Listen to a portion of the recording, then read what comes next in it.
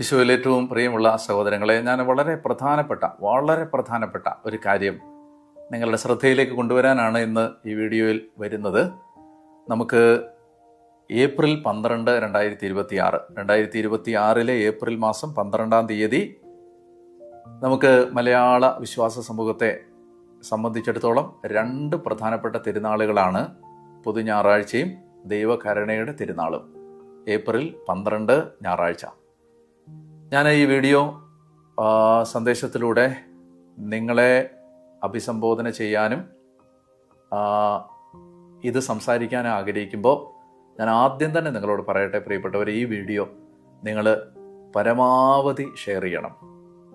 ഈ video share ചെയ്യുന്നതിലൂടെ നിങ്ങളൊരു ആത്മാവിനെ ചിലപ്പോൾ നരകത്തിൽ നിന്ന് രക്ഷിക്കാൻ കഴിയും. ദൈവത്തിൻ്റെ കരുണയിൽ ആശ്രയിക്കാൻ ഒരു ആത്മാവിനെ പ്രേരിപ്പിക്കാൻ കഴിയും. അതുകൊണ്ട് നിങ്ങൾക്ക് ഏതെല്ലാം പ്ലാറ്റ്ഫോമുകളിൽ ഇത് ഷെയർ ചെയ്യാൻ കഴിയുമോ അതിലൂടെ എല്ലാം ഈ വീഡിയോ ഷെയർ ചെയ്ത് പരമാവധി ആളുകളിലേക്ക് എത്തിക്കണം എന്ന് ഞാൻ ഓർമ്മിപ്പിക്കുന്നു. ഏപ്രിൽ 12 പൊതു ഞായറാഴ്ചയും ദൈവകരുണയുടെ തിരുനാളും. അന്ന് കർത്താവിൻ്റെ അനന്തമായ കരുണ സ്വീകരിക്കാൻ ദൈവം നമ്മളെ ഒരുക്കുകയാണ്. വിശുദ്ധ ഫൗസ്റ്റീനയുടെ ഡയറിയിൽ 1784 പാരഗ്രാഫിൽ ഇങ്ങനെ പറയുന്നുണ്ട്. ഈശോ പറയുകയാണ് ഫൗസ്റ്റീനോട്, ഏറ്റവും വലിയ പാപിക്കും ഏറ്റവും വലിയ വിശുദ്ധനാവുന്നതിന് എൻ്റെ കരുണയിൽ ശരണപ്പെട്ടാൽ മതിയാവും. ഈ ലോകത്തിലെ ഏറ്റവും വലിയ പാപി ഏറ്റവും വലിയ വിശുദ്ധനാവാൻ എൻ്റെ കരുണയിൽ ശരണപ്പെട്ടാൽ മതി. തിരുസഭയിൽ, പരിശുദ്ധ കത്തോലിക്ക സഭയിൽ ജോൺ പോൾ രണ്ടാമൻ മാർപ്പാപ്പ 2000 ആണ്ട് ഏപ്രിൽ മാസം 30-ാം തീയതിയാണ് ദൈവകരുണയുടെ തിരുനാള് സഭയിൽ പ്രഖ്യാപിച്ചത്. ഈ ദൈവകരുണയുടെ തിരുനാളിൻ്റെ വാഗ്ദാനങ്ങൾ ഞാൻ വേഗം പറയുകയാണ്. കർത്താവ് പറയുകയാണ്, കൃപാവരത്തിൻ്റെ, വരപ്രസാദത്തിൻ്റെ എല്ലാ ചാലുകളും ഞാൻ തുറന്നു വിടുന്ന ദിവസമാണത്. പ്രസാദവരത്തിൻ്റെ വൻകടൽ തുറക്കുന്ന ദിവസം. 699-ാമത്തെ ഖണ്ഡികയിൽ ഫൗസ്റ്റീനയുടെ ഡയറിയിൽ പറയുന്നതാണ്. അതായത് നമുക്ക് കർത്താവിൻ്റെ കൃപ ഈ വിശുദ്ധവാരം കഴിഞ്ഞ് സ്വീകരിക്കാൻ കർത്താവ് നമുക്ക് തരുന്ന വളരെ പ്രധാനപ്പെട്ട ദിവസമാണ്. എല്ലാ കൃപയുടെ ചാലുകളും കൃപയുടെ കടലും തുറക്കപ്പെടുന്ന ദിവസമാണ്. ഈ തിരുനാളിന് ഒരുക്കമായിട്ട് പ്രത്യേകം ശ്രദ്ധിക്കുക, കുമ്പസാരിച്ച് പാപം ഉപേക്ഷിക്കാൻ തീരുമാനിച്ച് വിശുദ്ധ കുർബാന സ്വീകരിക്കുന്ന ആത്മാക്കൾക്ക് പരിപൂർണ പാപമോചനവും കടങ്ങളുടെ പൊറുതിയും ലഭിക്കും. ഞാൻ ഒന്നുകൂടെ പറയാം. ഈ ദൈവകരുണയുടെ തിരുനാളിന് ഒരുക്കമായിട്ട് കുമ്പസാരിച്ച് പാപം വേണ്ട, ഞാൻ പാപം ചെയ്യില്ല, എനിക്ക് പാപം വേണ്ട, പാപം ഉപേക്ഷിക്കാൻ തീരുമാനിച്ച് പരിശുദ്ധ കുർബാന സ്വീകരിച്ച് പ്രാർത്ഥിക്കുന്ന എല്ലാ ആത്മാക്കൾക്കും ഇന്ന് വരെയുള്ള ജീവിതത്തിലെ സമ്പൂർണ്ണ പാപപരിഹാരവും കടങ്ങളുടെ പൊറുതിയും ലഭിക്കുന്ന ദിവസമാണത്. മാമോദീസായിൽ ലഭിക്കുന്ന കൃപകൾക്ക് തുല്യമാണ് അത് എന്ന് ഈശോ പറഞ്ഞിട്ടുള്ളത് കൊണ്ട് പല ദൈവശാസ്ത്രജ്ഞന്മാരും ഈ തിരുനാളിനെ 2-ാം മാമോദീസ എന്ന് വിളിക്കാം എന്ന് അഭിപ്രായപ്പെട്ടിട്ടുണ്ട്. 2002 ജൂൺ മാസം 29 തിരുസഭ ദൈവകരുണയുടെ തിരുനാളിന് പൂർണ്ണ ദണ്ഡവിമോചനം അനുവദിച്ച് തന്നിട്ടുണ്ട്. പൂർണ്ണ ദണ്ഡവിമോചനം കിട്ടുന്ന ദിവസമാണ്. ഈ തിരുനാളിന് ഒരുക്കമായിട്ട് ദുഃഖവെള്ളിയാഴ്ച മുതൽ 9 ദിവസത്തേക്ക് ദൈവകരുണയുടെ നൊവേന ചൊല്ലി നമ്മൾ ഒരുങ്ങണം. ദുഃഖവെള്ളിയാഴ്ച മുതൽ 9 ദിവസത്തേക്ക് ദൈവകരുണയുടെ നൊവേന ചൊല്ലി ഒരുങ്ങണം. ഓരോ ദിവസവും ഓരോ ഗണം ആത്മാക്കളെ, ലോകത്തിലെ ആത്മാക്കളെ പല ഗണങ്ങളായി തിരിച്ച് ഓരോ ദിവസവും ഓരോ ഗണം ആത്മാക്കളെ സമർപ്പിച്ചുകൊണ്ടാണ് ഈ നൊവേന ചൊല്ലുന്നത്.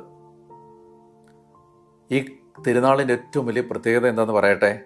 നമ്മുടെ ജീവിതത്തിൽ ഇന്ന് വരെയുള്ള പാപങ്ങൾ, നമ്മുടെ ആജീവനാന്ത പാപവും കടവും ഒറ്റ തവണയായിട്ട് പരിഹരിക്കാൻ, ഒരു പ്രാവശ്യം കൊണ്ട് മുഴുവൻ പാപങ്ങളും കടങ്ങളും പരിഹരിക്കപ്പെടാൻ നമുക്ക് കിട്ടുന്നൊരവസരമാണിത്.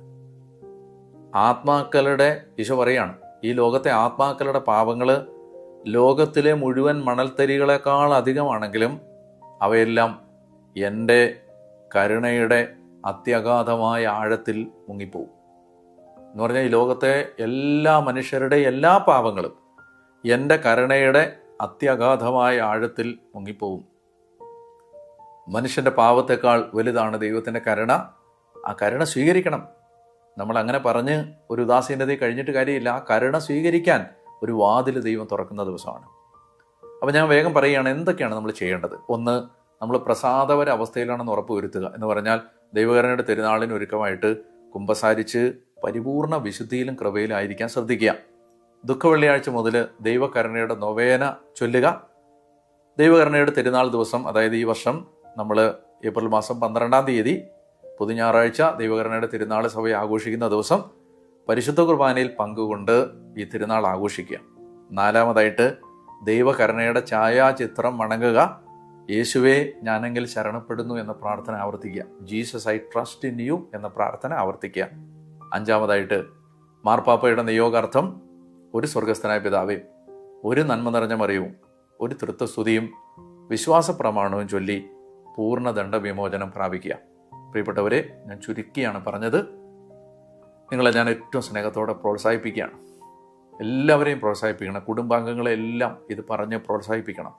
അയൽക്കാരെ, കുടുംബ യൂണിറ്റുകളിലുള്ളവരെ, ഇടവകയിലുള്ളവരെ, ഇടവകയുടെ വാട്സപ്പ് ഗ്രൂപ്പുകളിലെല്ലാം ഈ വീഡിയോ കഴിയുമെങ്കിൽ അയക്കണം. ഇതിപ്പോൾ എൻ്റെ വീഡിയോ തന്നെ അയക്കണമെന്നില്ല. ഈ കാര്യം ആരെങ്കിലും പറയുന്നുണ്ടെങ്കിൽ അവരുടെ വീഡിയോ ഷെയർ ചെയ്തോളുക.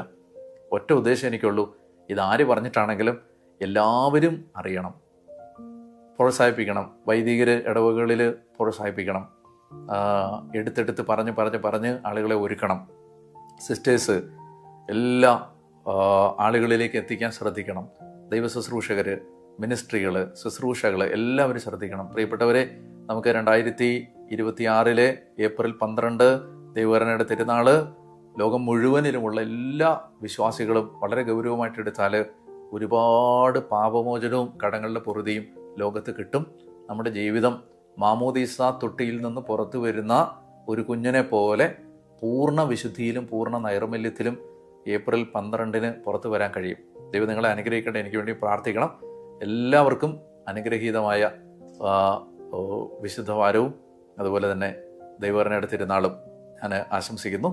മാർത്തോമാ ശ്ലീഹ എൻ്റെ കർത്താവേ, എൻ്റെ ദൈവമേ എന്ന് പറഞ്ഞ് വിശ്വാസം ഏറ്റുപറഞ്ഞ് ഈശോയുടെ തിരുമുറിവിലേക്ക് ചെന്ന് അഭയം പ്രാപിച്ച ദിവസം കൂടിയാണ്. അതുകൊണ്ട് അതിനേക്കാൾ ഉത്തമമായൊരു ദിവസം എന്നാണ് നമുക്ക് മാർത്തോമാ ശ്ലീഹായുടെ സുവിശേഷം കേട്ട് യേശുവിനെ അറിഞ്ഞ നമുക്ക് അതിനേക്കാളും വലിയ ഒരു നല്ല ദിവസം ഏതാണ്? ദൈവകരുണയുടെ തിരുനാൾ ആഘോഷിക്കാൻ. ദൈവം നിങ്ങളെ എല്ലാവരെയും അനുഗ്രഹിക്കട്ടെ. ആമേൻ.